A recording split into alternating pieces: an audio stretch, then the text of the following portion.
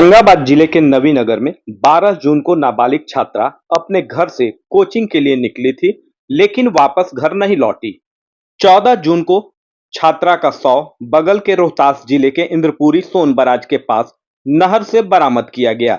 लगभग 7 दिन बीत जाने के बाद भी पुलिस के हाथ खाली है और अभी तक पुलिस किसी भी नतीजे पर नहीं पहुंच पाई है। वहीं औरंगाबाद से लेकर पटना तक बवाल मचा है। परिजन इसे अपहरण के बाद एसिड डालकर हत्या बता रहे हैं। वहीं SDPO Sanjay Kumar Pandey acid attack की घटना से इनकार कर दिया है, जिससे परिजनों और नवीनगर की आवाम का गुस्सा उबाल पर है। पिता अभय कुमार सिंह ने कहा कि लाश की जो तस्वीर उन्होंने देखी है और कोई भी अपने आत्मा पर हाथ रखकर कह दे कि यह एसिड डालकर हत्या नहीं की गई है और पुलिस इसे आत्महत्या करार दे रही है।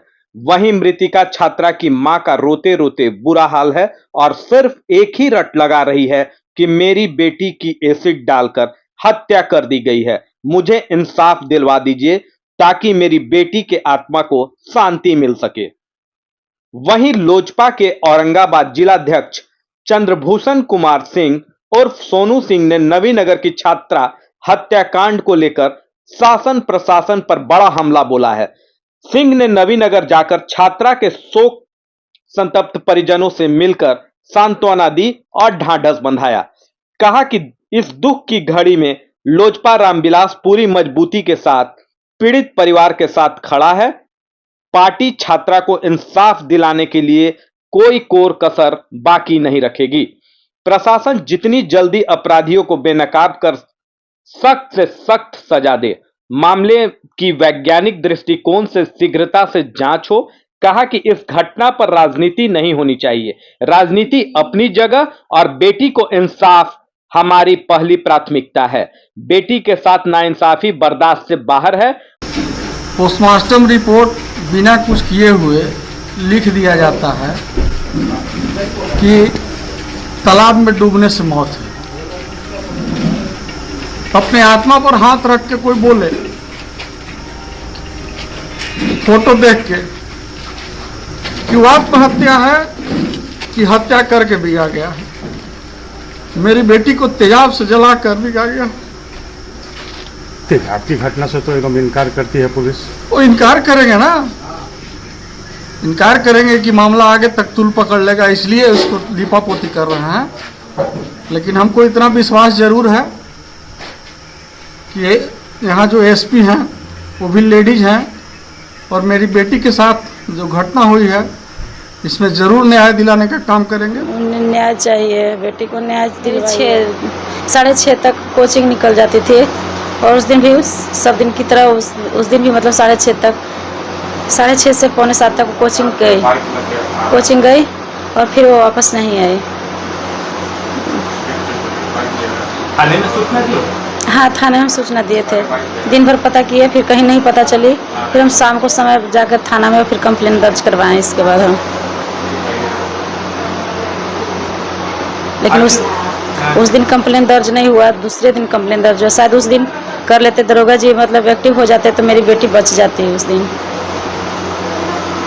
किसी के शक मुझे अभी तो किसी पर नहीं है। मतलब हम जिसको संदिग्ध में था उसको हम नाम दिलवाए हैं और हम ऐसे किसी को क्या बताएं। इसमें बेटी का प्रेम प्रसंग भी बताया गया है, तो क्या वो सही है? वो तो हमको पता नहीं है, हम नहीं जानते हैं उसके बारे में। मतलब प्रेम प्रसंग नहीं जानते हैं। हमको ऐसा कुछ मतलब हमसे कभी नहीं बताई थी और ना हम उसको मतलब कभी मोबाइल उसके पास हम दिए हैं कि कभी ऐसा देखे।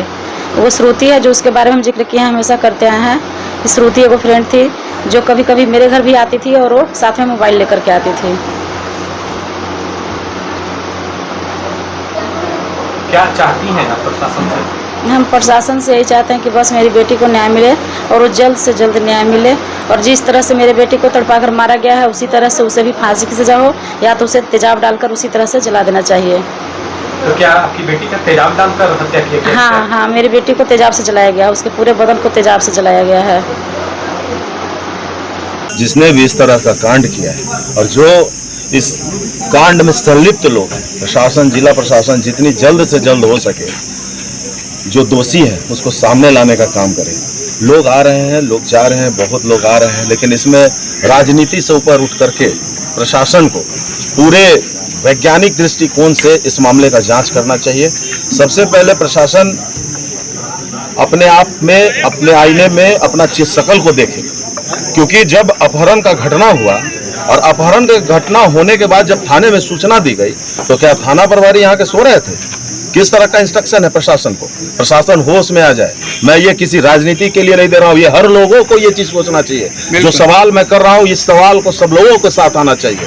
राजनीति अपनी जगह है, लेकिन बेटी के साथ अगर कोई छेड़छाड़ होगा ये बर्दाश्त से बाहर है। और वो भी बहुत बड़ा दरिंदगी हुआ है। दरिंदगी हुआ कि नहीं हुआ जी। मैं जब तक प्रशासन का जांच रिपोर्ट नहीं आता मैं इस पर कुछ नहीं कह रहा हूं, लेकिन जो भी तथ्य है उसको सामने आना चाहिए। सही हो गलत हो, क्या हुआ नहीं हुआ, वो सामने आना चाहिए। प्रशासन की भूमिका को देखना चाहिए। एसएचओ क्या कर रहा था? ठीक है, एसएचओ अगर अपहरण के दिन अगर इस घटना का संज्ञान लिया होता तो अगल बगल के थाने में दिया होता रिपोर्ट। तो जिस तरह से आनन फानन में 1 घंटे के अंदर इंद्रपुरी ब्राज में आपको जो जहां भी लाश बरामद होता है और आप ले जाके आनंद फानन में लवारिस लाश समझ के पोस्टमार्टम कर देते हैं। आखिर पुलिस पर सवाल क्यों?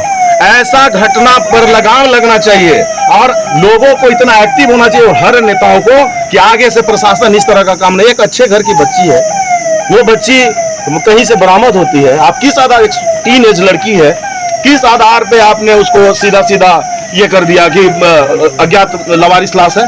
आपको उसको पोस्टमार्टम करने से पहले अगल बगल के थानों को सूचना देनी चाहिए।